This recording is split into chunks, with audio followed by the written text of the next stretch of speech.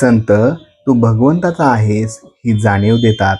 आपण कोणतेही कृत्य करीत असताना ज्याकरिता ते कृत्य आरंभिले ते जसे आपल्या डोळ्यासमोर असते त्याप्रमाणे नाम घेताना आपण नाम कशाकरिता घेतले त्याची अखंड जाणीव असावी. ही जाणीव अखंड ठेवणे, मी भगवंताचा आहे हे जाणणे, याचे नाव अनुसंधान ठेवणे. वास्तविक आपण भगवंताचे आहोत पण विषयाचा आहे असे भ्रमाने वाटू लागते.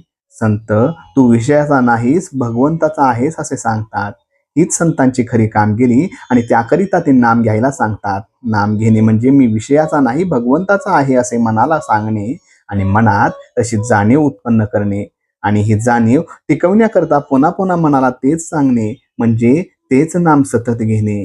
तुम्हाला रामदर्शन पाहिजे म्हणता पण राम तुम्हाला ओळखता कसा येणार? रामदर्शन व्हायला रामाचे अंतर काढता आले पाहिजे, रामाला पक्के ओळखता आले पाहिजे. याकरिता अंतकरणाची पवित्रता पाहिजे, शुद्ध भाव पाहिजे. सर्व काही साधने केली पण भाव नसेल तर ती व्यर्थ होतात. कालांतराने त्यामुळे भाव उत्पन्न होईल हे खरे, पण भाव ठेवून साधने केली तर प्राप्ती लवकर होते.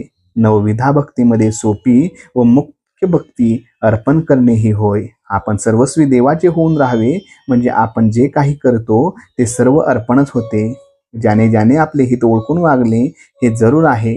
कल्याणाचा मार्ग कोणीही दाखवील पण त्याप्रमाणे वागणे हे त्याच्याकडेच आहे. बंधनाला खरे कारण परिस्थिती नसून आपल्याच मनाची ठेवण हे आहे. कोणत्याच परिस्थितीत कोणत्याही काळात आणि वाटेल त्या अवस्थेत घेण्यासारखे एक भगवंताचे नाम तेवढे आहे. त्या परिस्थितीत पूर्ण समाधान राहणे ही देवाची पूर्ण कृपा होय. अग्नीचा उपयोग तो करून घेणाऱ्याच्यावर असतो, तसा देवाचा उपयोग जसा करावा तसा होतो. परमेश्वराच्या ध्यानाने सिद्धी येतात आणि सिद्धीत जर त्याज्य मग परमेश्वराचे ध्यान करूच नये की काय? तर ध्यान हे सिद्धी मिळवण्याकरिता करू नये, परमेश्वर प्राप्तीकरिता निष्काम बुद्धीने ध्यान करावे. म्हणजे परमेश्वर सिद्धीचे अडथळे दूर करतो आणि साधू सिद्धीचा उपयोग कधीही करीत नाहीत. ते परमात्मा स्वरूपास मिळून गेलेले असतात. सर्व गोष्टी ते परमात्म्यावर सोपवितात आणि त्याच्या इच्छेनेच केव्हा केव्हा चमत्कार झाल्याचे साधूच्या चरित्रात दिसते.